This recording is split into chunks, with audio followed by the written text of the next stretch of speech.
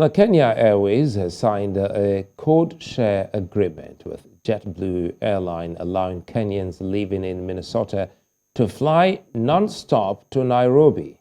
The move comes as a boost to the carrier just ahead of the summer season, when many tourists travel to Kenya for holidays.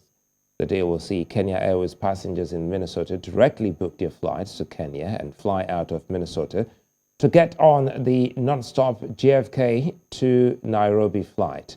They will then collect their luggage at the Jomo Kenyatta International Airport. The agreement will also allow JetBlue passengers to book a through ticket to Nairobi, allowing them to enjoy seamless connections to the rest of Kenya's destinations.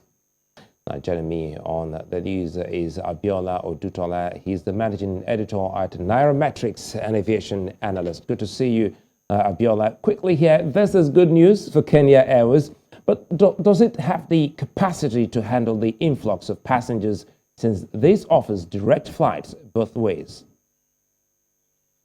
Yeah, thank you very much for having me here. That's a great question, and the question is great. Why? Because if you look at it, the concerns of most people is, as of February this year, the Kenya government actually was, thinking of, how to invest about $176 million cash injection into the airline. Why? Because, the airline had actually been in total debt. The total debt of the airline is around $846 million. That was even as at 2020. So definitely COVID must have even affected that further. So the answer is yes.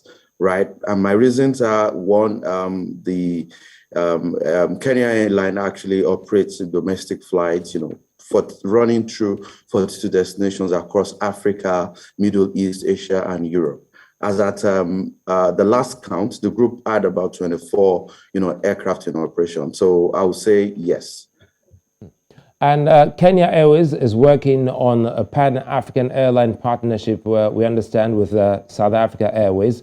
Will both airlines benefit from this deal, or it stays strictly with Kenya Airways? No, I see the benefit, the advantages, from the two sides. Thank you very much for that.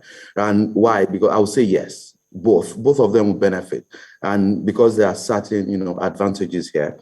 One, both of them will have the opportunity to actually implement code-share agreement, mutual assets, and also examine, the case for a cost and revenue sharing joint venture.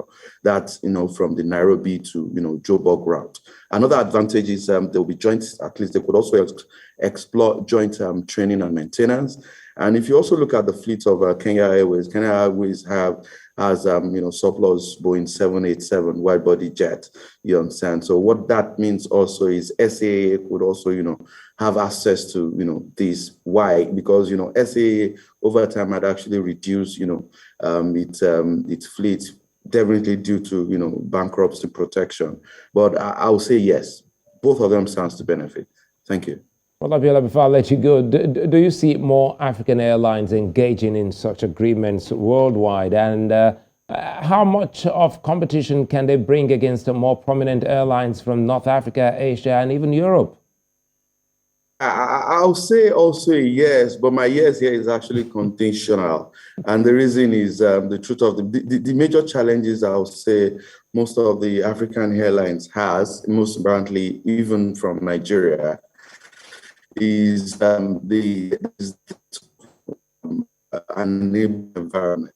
You understand? The environment is not actually conducive for them. If you look at the influx of foreign airlines coming down here, a lot of them are even having tough time competing with the foreign airlines, even running certain routes within the continent. So that's yes, if government can actually create an enabling environment for these airlines right here, I believe yes, they could actually compete. They have everything it takes to actually compete with their foreign counterparts, North Africa, Asia, and also Europe. So my answer is yes. But conditional. Thank you. Odutola, many thanks for your time.